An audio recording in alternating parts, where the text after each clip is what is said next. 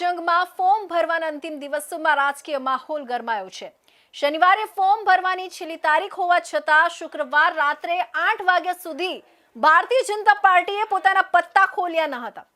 ભાજપના ઉમેદવારોના નામ જાહેર ન થતા કાર્યકરો અને દાવેદારોમાં ભારે ઉત્તેજના જોવા મળી રહી હતી।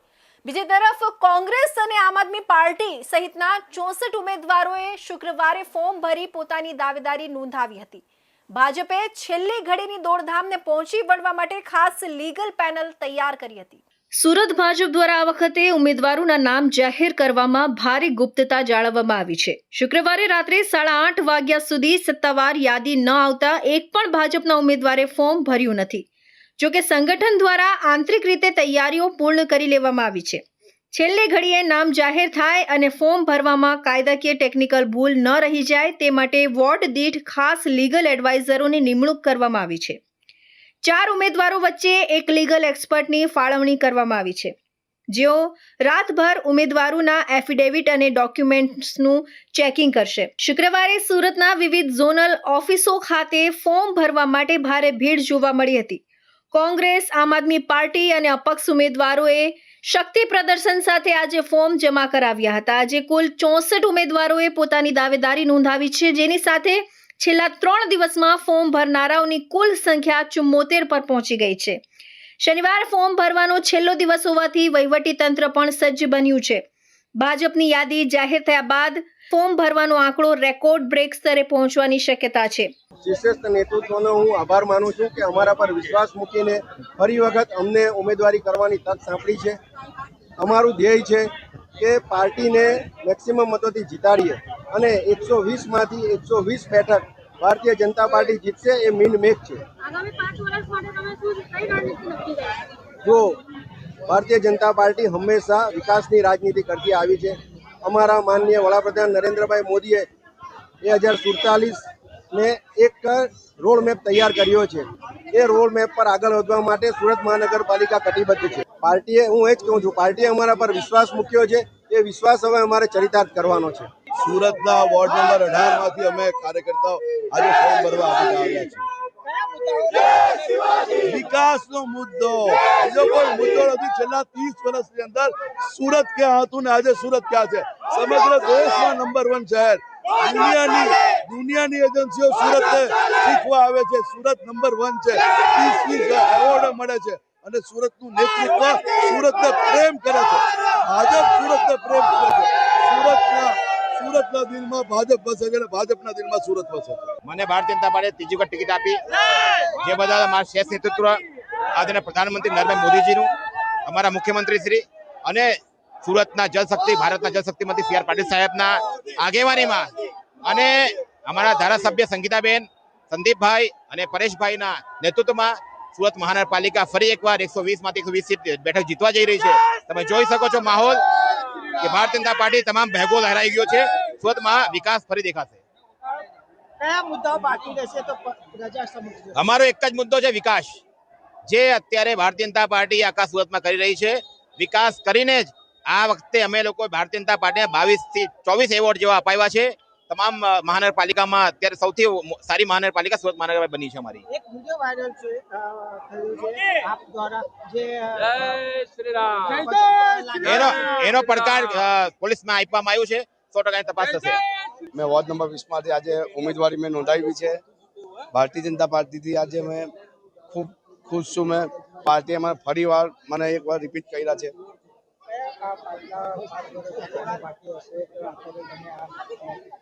પાછલા 5 વર્ષની અંદર મેં જ્યારે મને 2.5 વર્ષની અંદર મને જે તમ મળી તેની અંદર અમે ખૂબ કામો કરી રહ્યા હતા।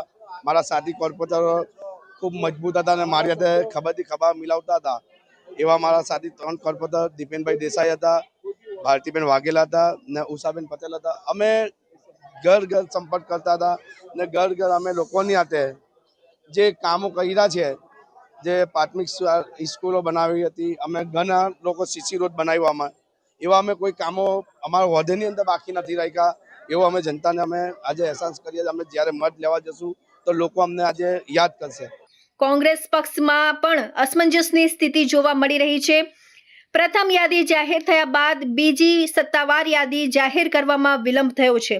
જોકે સૂત્રોના જણાવ્યા અનુસાર કોંગ્રેસ હાઈકમાન્ડ દ્વારા નક્કી કરાયેલા ઉમેદવારોને રૂબરૂ ફોન કરીને ફોર્મ ભરી દેવાની સૂચના આપી દેવામાં આવી હતી. આ આદેશ મળતા જ અનેક કોંગ્રેસી નેતાઓ પોતાની ફાઇલો લઈને કલેક્ટર કચેરી અને ઝોનલ ઓફિસોએ પહોંચી ગયા હતા. કોંગ્રેસના રણનીતિકારોનું માનવું છે કે ભાજપની યાદી આવ્યા બાદ જ પોતાની પૂરેપૂરી તાકાત મેદાનમાં ઉતારવી. ચૂંટણીના જંગમાં વોર્ડ નંબર 2 અમરોલી, મોટા વરાછા અને કઠોર અત્યારે હોટ ફેવરિટ બન્યો છે. આ વોર્ડમાંથી આજે સૌથી વધુ 10 ફોર્મ ભરાયા છે. હું 19 નંબર વોર્ડમાંથી અંજાણા ડુમ્મલમાંથી ઉમેદવારીનો ફોર્મ ભરવા આવી છું. કયા મુદ્દાઓને ધ્યાનમાં રાખીને તમે આજે જે ભાજપ સરકારના ભ્રષ્ટાચારથી લોકો હેરાન ને પરેશાન થઈ રહેલા છે એ મુદ્દા પર અમે લોકો ઉભા રહેવાના છે. જો લોકો આપણે ગરીબ લોકો વર્ગને જો હેરાન પરેશાની થઈ રહેલી છે એ માટે અમે લડવાના છે. જે ગરીબ લોકો છે, જે અમારા સ્લમ એરિયા છે, એમાં તો ગટર લાઈનની પ્રોબ્લેમ હોય કે પછી કચરોની પ્રોબ્લેમ હોય કે જે કંઈ પણ હોય, જે આજે ભાજપ સરકાર ધ્યાન નથી આપતી એ માટે અમે લડવા માટે ઉભા છીએ. વિકાસ થયો છે, વિકાસ થયો છે, બધી જગ્યાએ સમસ્યા બધી વિકાસ તો કહી રહેલા છે, પણ આપણે બધાએ જોઈ રહેલા છે, આજે જનતાએ જોઈ રહેલી છે કે વિકાસ કા બાજુ છે. ભાજપ સરકારના ઘરમાં છે, જેબમાં છે કે બેંકોમાં છે, પણ આપણે જો જોઈએ વિકાસ તો ગલીમાં કે રોડ પર કશે વિકાસ નથી દેખાતો છે. આજે લોકો હેરાન કરીને જો લોકો આજે રડી રહેલા છે. જો આજે ભાજપ સરકારે બધાએ લોકોને કામ ધંધો છોડીને, ઘર પરિવાર છોડીને લાઈનમાં ઉભી કરી રાખ્યા છે. આપણે એ લોકોને આવે ન્યાય મળીને જો લોકો શાંતિથી જીવી શકે આના માટે આપણે લડવાના છે અને લડીને આપણે કોંગ્રેસ સરકારને જીતીને લાવીશું અને આપણે પરિवर्तन लाવીશું. वार्ड नंबर 29 से कांग्रेस के प्रत्याशी के रूप में आज नामांकन किया है. किस मुद्दे को ध्यान में रखते हुए पब्लिक समझ जाएगा? देखिए, मेरा जो वार्ड है जहां से मैं लड़ रहा हूं, अल्थान बमरोली बड़ौद का वार्ड है, जिसके अंदर बमरोली और बड़ौद की स्थिति बहुत ही चिंताजनक है. पिछले साल से आप कभी भी देखेंगे 5 साल में हमारे धनसुख भाई सिंह जी कॉर्पोरेटर थे, तो वो जिस स्थिति में वार्ड को छोड़ के गए थे, आज उससे बदतर स्थिति में वार्ड की हालत है. कहीं पे कोई सुविधा नहीं है, सिर्फ कागजों पे साफ सफाई होती है, कागजों पे ये सब काम होता है, कागजों पे साफ सफाई करके सूरत को नंबर 1 का अवार्ड लेते हैं. क्या तुम्हारा मैनिफेस्टो रहेगा? किस तरह का मैनिफेस्टो? मैनिफेस्टो में यदि हम यहाँ सरकार चुन के आते हैं और मेयर हमारी पार्टी की बनती है, तो हम सबसे पहले महिलाओं के लिए जितने भी महिलाओं के नाम पर मकान है उसके हम 50% बेरा माफ़ कर देंगे.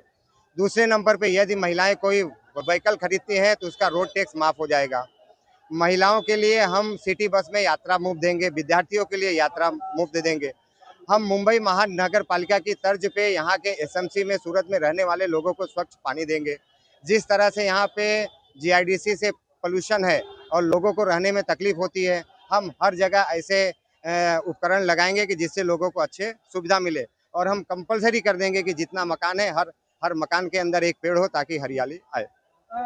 तो वादे किए जाते हैं पर इलेक्शन के बाद कोई दिखाई नहीं देता. नहीं, मैं इलेक्शन हारने के बाद भी हर हफ्ते अपनी ऑफिस में मिलूंगा, हर डे अपनी ऑफिस में मिलूंगा, 24 घंटे आप लोगों के बीच में रहूंगा. पिछले 20 साल से मैं पार्टी से जुड़ा हुआ हूं और पार्टी का काम किया हूं और पब्लिक के बीच में रहा हूं.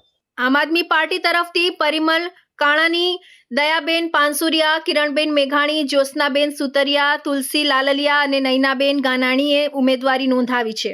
તો સામા પક્ષે કોંગ્રેસમાંથી અરવિંદ પગદાર, પંકજ સરખેડિયા અને પ્રવીણા ખેની જેવા નામો મેદાનમાં આવતા આ વિસ્તારમાં જંગ રસપ્રદ બનશે તેમ દેખાઈ રહ્યું છે. ભાજપની પરંપરા મુજબ છેલ્લી ઘડીએ ઉમેદવારો નક્કી કરવામાં આવે છે, જેથી બળવો કે આંતરિક જૂથવાદ રોકી શકાય. મોડી રાત્રે યાદી ફાઇનલ થયા બાદ તમામ 120 બેઠકો પર ભાજપના ઉમેદવારો શનિવારે વિજય મુહૂર્તમાં ફોર્મ ભરવા ગયા હતા. ભાજપે દરેક વોર્ડમાં જંગી રેલીઓ અને ઢોલ નગારા સાથે શક્તિ પ્રદર્શન કરવાનું આયોજન કર્યું છે.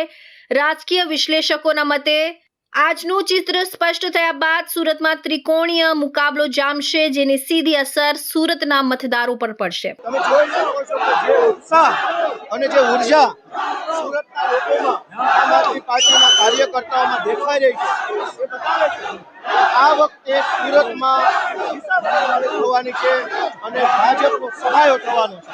જે રીતે સુરતની જનતાએ છેલ્લા 5 વર્ષ અમને વિરોધ પક્ષ તરીકે કામ કરવાની તક આપી અને અમે જનતાના મુદ્દા ઉપર જે રીતે મજબૂત વિરોધ કર્યો, મજબૂત લડાઈ લડી, ચાહે શિક્ષણનો મુદ્દો, ચાહે સ્વાસ્થ્યનો મુદ્દો, ચાહે સાફ સફાઈનો મુદ્દો, ચાહે જનતાની સુવિધાનો મુદ્દો, અમે દરેક મુદ્દા પર સુરતમાં પૂરી તાકાતથી લડાઈ લડ્યા. એ જોતા જનતા આ વખતે ઝાડુને મત આપી અને સુરતમાં મેયર બનાવ્યા. વોર્ડ નંબર 1 કોસાડ છાપરાપાડા વરિયાવ ટાળવાડી જંગીપુરામાંથી અમે ઉમેદવારી કરી છે અને આ વખતે જે પ્રજાનો જો જુસ્સો અને ઉત્સાહ જોવા મળી રહ્યો છે એ જોતા સ્પષ્ટ લાગી રહ્યું છે કે સુરત મહાનગરપાલિકામાં એક ઇતિહાસ સર્જાશે અને આમ આદમી પાર્ટીની બોર્ડ બની રહી છે.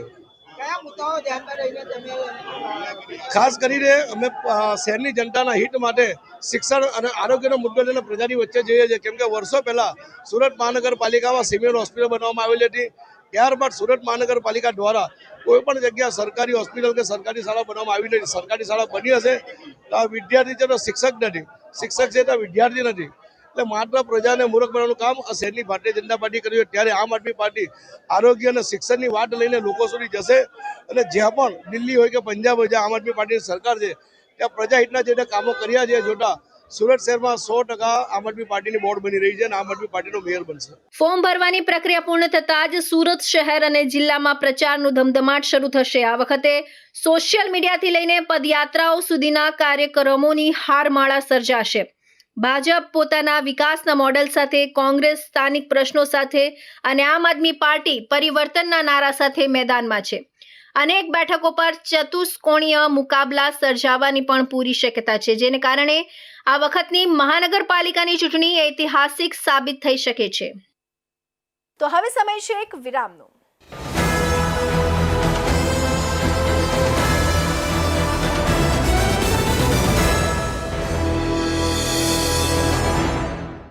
મુદ્દાઓ છે દેશના,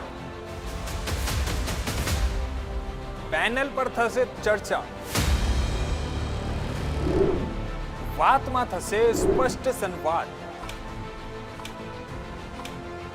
અમે લાવીએ છીએ તમારા પ્રશ્નોને મંચ પર.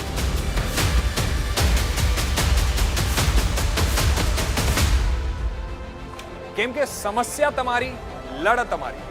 જુઓ મારી સાથે ફક્ત इंडिया न्यूज गुजरात पर.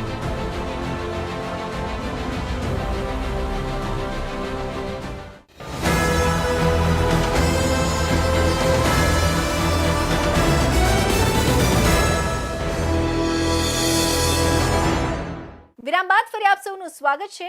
સુરત મહાનગરપાલિકાની ચૂંટણીના અંતિમ દિવસે કલેક્ટર કચેરી ખાતે ભાજપ અને આમ આદમી પાર્ટીના કાર્યકરો આમને સામને આવી જતા તંગદિલી ભર્યો માહોલ સર્જાયો હતો. મનોજ સોરઠિયા સાથે ગોપાલ ઇટાલિયા નામાંકન માટે પહોંચતા ભાજપના કાર્યકરો દ્વારા મોદી મોદી સહિતના નારા લગાવવામાં આવ્યા હતા, જેના જવાબમાં આપ કાર્યકરોએ પણ સૂત્રોચ્ચાર કરતા પરિસ્થિતિ ગરમાઈ ગઈ હતી.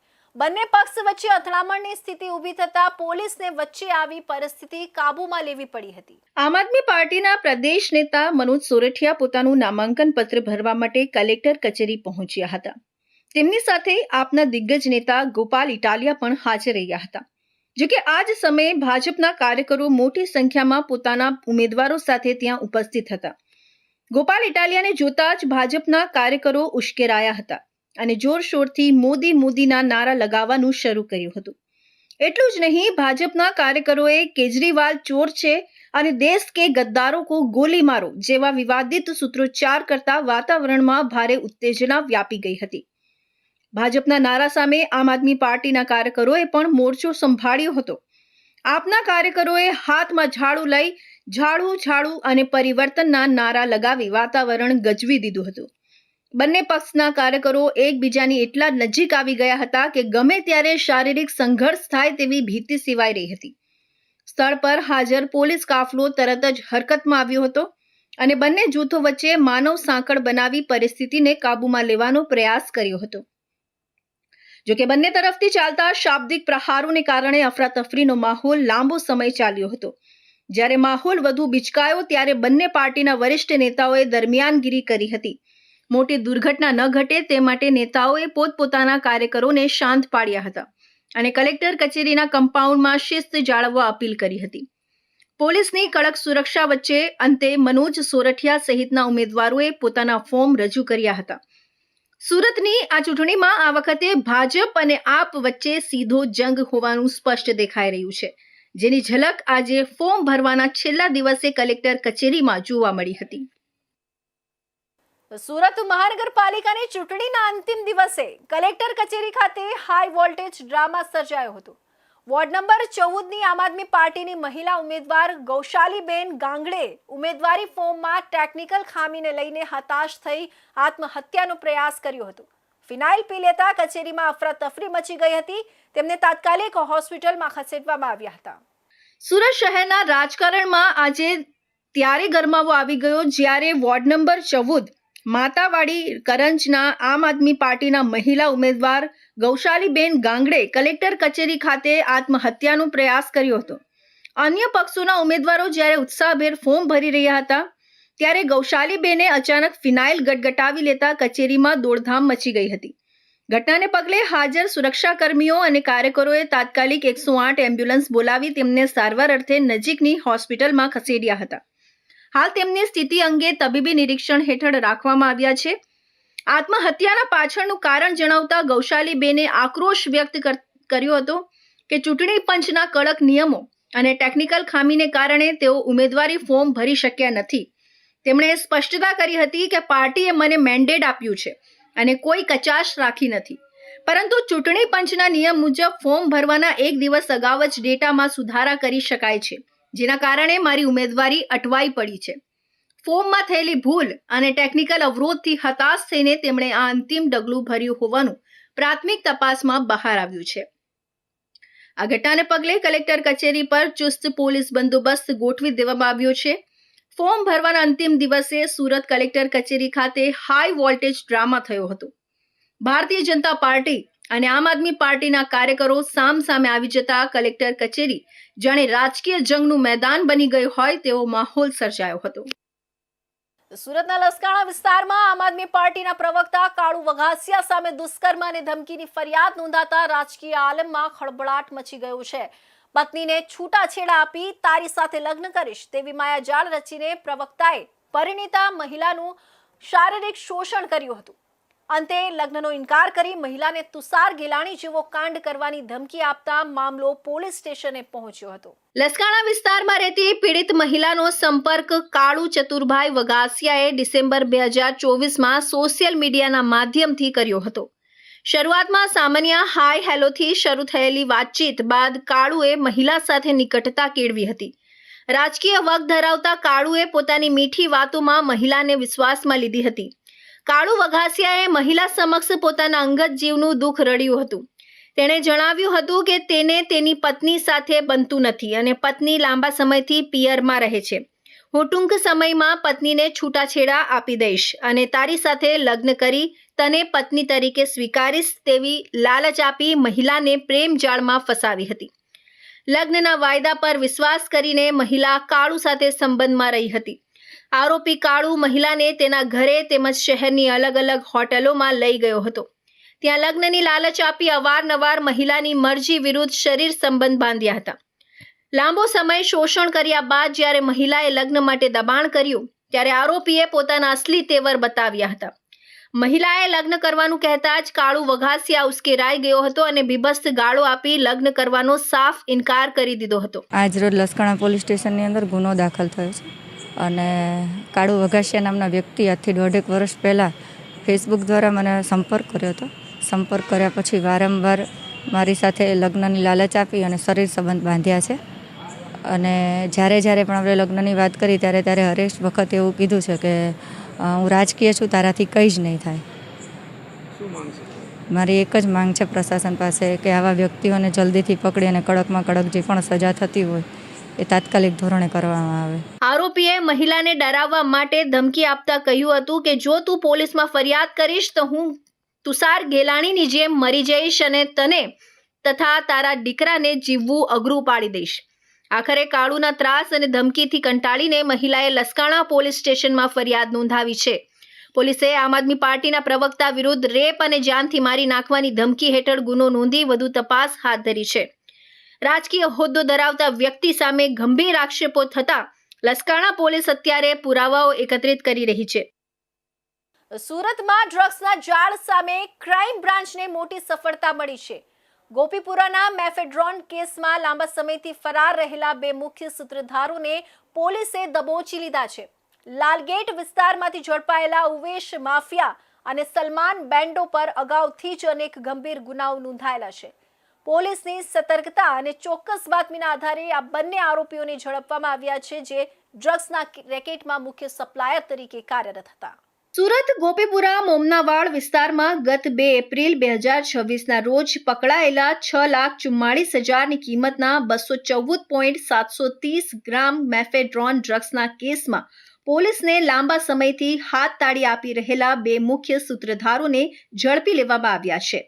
મોબાઈલ ચોરી સ્ક્વોડને મળેલી ચોક્કસ બાતમીના આધારે લાલગેટ વિસ્તારમાં આવેલા ચિંતામણી જૈન દેરાસરવાળી ગલીમાંથી ઉવેશ ઉર્ફે માફિયા અને સલમાન ઉર્ફે બેન્ડોની ધરપકડ કરવામાં આવી છે. પકડાયેલા બંને આરોપીઓનો ગુનાહિત ઇતિહાસ અત્યંત ગંભીર છે, જેમાં ઉવેશ વિરુદ્ધ અગાઉ પોલીસ પર હુમલા અને ખૂનની કોશિશ જેવા 9 જેટલા ગંભીર ગુનાઓ નોંધાઈ ચૂક્યા છે. આ સમગ્ર કેસની શરૂઆત ત્યારે થઈ જ્યારે અઠવા લાઇન્સ પોલીસે ગોપીપુરાના જલારામ એપાર્ટમેન્ટમાં દરોડો પાડી મોહમ્મદ ઝુબેર શાહને ડ્રગ્સના જથ્થા સાથે ઝડપ્યો હતો. ઝુબેરની પૂછપરછમાં એઝાઝ ઉર્ફે બાટલાનું નામ ખુલ્યું હતું. જ્યારે પોલીસે બાટલાની ધરપકડ કરી ત્યારે તેણે કબૂલાત કરી હતી કે આ ડ્રગ્સનો જથ્થો તેણે નાનપુરાના ઉવેશ માફિયા અને શાહપુરના સલમાન બેન્ડો પાસેથી મેળવ્યો હતો. આ ખુલાસા બાદ બંને આરોપીઓ પોલીસની ધરપકડથી બચવા ભૂગર્ભમાં ઉતરી ગયા હતા, પરંતુ ક્રાઇમ બ્રાન્ચની સતર્કતાને કારણે તેઓ આખરે પકડાઈ ગયા છે. ફરાર આરોપીઓને પકડવા માટે ક્રાઇમ બ્રાન્ચની ટીમે જાળ બિછાવી હતી. દરમિયાન મોબાઈલ ચોરી સ્ક્વોડના જવાનોને હકીકત મળી હતી કે આ બંને આરોપીઓ લાલગેટ શાહપુર વિસ્તારમાં છુપાયેલા છે. બાતમી મુજબની આ જગ્યા એટલે કે ચિંતામણી જૈન દેરાસરવાળી ગલીમાં વોચ ગોઠવી પોલીસે ઘેરો કર્યો હતો. પોલીસને જોતા જ આરોપીઓએ ભાગવાનો પ્રયાસ કર્યો હતો, પરંતુ ટીમે બંનેને દબોચી લીધા હતા. પ્રાથમિક પૂછપરછમાં જ આરોપીઓએ ડ્રગ્સના વેપારમાં પોતાની સંડોવણી હોવાનો ઇકરાર કરી લીધો છે.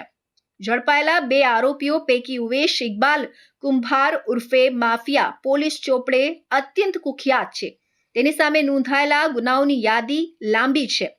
પોલીસ પર હુમલા, અઠવા લાઇન્સ અને ઉમરા પોલીસ સ્ટેશનમાં રાયોટિંગ અને ફરજ પરના પોલીસ કર્મીઓ પર હુમલો કરવાના 3 કેસ, ખૂનની કોશિશ, કલમ 360 હેઠળ જીવલેણ હુમલાનો ગંભીર ગુનો, દારૂની હેરાફેરી, સુરત અને નવસારી ગ્રામ્યમાં પ્રોહિબિશનના અનેક કેસ, અન્ય ગુના, જુગારધારા, મારામારી અને ધાકધમકીના કેસ પણ નોંધાયેલા છે. અગાઉ તે પોલીસ દ્વારા તડીપાર પણ કરવામાં આવ્યો હતો. બીજો આરોપી સલમાન ઉર્ફે બેન્ડો સૈયદ પણ ગુનાખોરીની દુનિયામાં નવો નથી. સલમાન વિરુદ્ધ સુરતના જહાંગીરપુરા પોલીસ સ્ટેશનમાં પ્રોહિબિશન એક્ટ હેઠળ દારૂની ગેરકાયદેસર હેરાફેરીના ગુના નોંધાઈ ચૂક્યા છે. તે ડ્રગ્સના આ રેકેટમાં સપ્લાયર તરીકેની મહત્વની ભૂમિકા ભજવતો હતો અને ઉવેશ સાથે મળીને શહેરના યુવાધનને નશાના રવાડે ચઢાવવાનું કામ કરતો હતો. તો ભારતીય આરોગ્ય સેવાઓ અને મહેમાન ગતિના કિસ્સાઓ વારંવાર સોશિયલ મીડિયા પર ચર્ચાનો વિષય બનતા હોય છે. હાલમાં જ એક વિદેશી પ્રવાસીનો વિડીયો વાયરલ થઈ રહ્યો છે, જેમાં તેણે સુરતના સરકારી હોસ્પિટલના અનુભવ વિશે વાત કરી છે. રખડતા કૂતરાએ બચકું ભર્યા બાદ જ્યારે તે સારવાર માટે હોસ્પિટલ પહોંચ્યો ત્યારે ત્યાંની સુવિધા અને મફત સારવાર જોઈને તે આશ્ચર્યચકિત થઈ ગયો હતો. જર્મનીના ટ્રાવેલર ડેવિડ નેવલને ગત રાત્રે વેસુ વિસ્તારમાં એક રખડતા કૂતરાએ બચકું ભર્યું હતું. હડકવા જેવી ગંભીર બીમારીથી બચવા માટે સાવચેતીના ભાગરૂપે તેણે તાત્કાલિક રસી લેવી અનિવાર્ય હતી. આ માટે તેણે સુરતની વેસુ વિસ્તારમાં જ આવેલી એક સરકારી હોસ્પિટલની મુલાકાત લીધી હતી. ડેવિડ નેબલે ઇન્સ્ટાગ્રામ પર શેર કરેલા વિડીયોમાં જણાવ્યું કે સુરતના વેસુ વિસ્તારમાં તેમને એક રખડતા શ્વાને બચકું ભર્યું હતું. હડકવા જેવી ગંભીર બીમારીથી બચવા માટે તેઓ સાવચેતીના ભાગરૂપે તાત્કાલિક નજીકની સરકારી હોસ્પિટલમાં પહોંચ્યા હતા. તેમને અપેક્ષા હતી કે વિદેશી હોવાના કારણે કદાચ પ્રક્રિયા જટિલ હશે અથવા મોટો ખર્ચ થશે, પરંતુ વાસ્તવિકતા તદ્દન અલગ હતી. ડેવિડને હોસ્પિટલમાં એક પણ રૂપિયો ચૂકવવો પડ્યો નહીં. તેમને જરૂરી તમામ ઇન્જેક્શન અને પ્રાથમિક સારવાર મફતમાં આપવામાં આવી. તેમણે હોસ્પિટલની સેવાની ઝડપ અને ત્યાંની સ્વચ્છતાના ખૂબ વખાણ કર્યા. તેમણે કહ્યું કે હું ખરેખર આશ્ચર્યચકિત હતો કે આટલી જલ્દી અને સ્વચ્છતા સાથે મને સારવાર મળી. ડેવિડે પોતાના દેશ જર્મની સાથે સરખામણી કરતા કહ્યું કે જો મારા દેશમાં કોઈ વિદેશીને આવી રીતે ઈજા થાય તો ત્યાં તેને મફતમાં સારવાર મળવી લગભગ અશક્ય છે. ભારતની આ વ્યવસ્થા ખરેખર પ્રભાવશાળી છે. પ્રવાસીએ વિડીયોમાં તેનું રસીકરણ કાર્ડ પણ બતાવ્યું છે. તેણે જણાવ્યું કે તેને હોસ્પિટલમાં સંપૂર્ણ સારવાર મફત આપવામાં આવી હતી. તેણે કુલ 4 ઇન્જેક્શન લેવાના છે, જેનો શેડ્યુલ ડોક્ટરોએ તેમને સમજાવ્યો હતો.